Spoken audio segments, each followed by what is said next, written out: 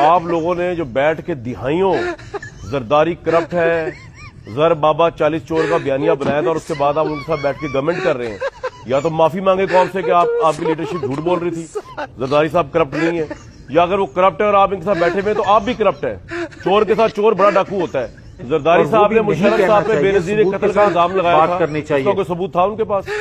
तो सर छोड़े ना, आप क्यों डिफेंड कर रहे हैं ऐसी चीज जो आप डिफेंड नहीं कर सकते सर। किसी सहाफी के ऊपर रिश्वत का इल्जाम लगे, मैं विच कूद जावांगे? नहीं जी, सहाफी जड़ा कोई भी सहाफी ऐसा नहीं जो रिश्वत लेंदा होगा, फिर मुझे क्या पता लेता होगा नहीं लेता होगा। यार मैंने अपना जवाब देना, चांदे कीजिए, आप अपना जवाब दे सर, आप छोड़े चांदे कीजिए, मैं ठीक कहा तुम छो 3 हरफ भेजो इस गलते आगे चलो सर, आप जो दूसरी बात कर रहे हो उसमें आ जाओ। अच्छा आगे टूरिए फिर, चलो चलो सर चलो, don't defend that the thing that you can not defend और आई कैन नॉट डिफेंड। जी सर ਤੁਹਾਡੀ ਮਰਜ਼ੀ ਹੈ, ਬਸ ਵਰਨਾ ਜਿੱਥੇ ਤੁਹਾਡੀ ਸੂਈ ਅੜ ਜਾਵੇ ਤੁਸੀਂ ਉੱਥੇ ਰੋਕ ਲੈਂਦੇ ਪ੍ਰੋਗਰਾਮ। सर मैं कह रहा आगे चलो आगे चलो आगे।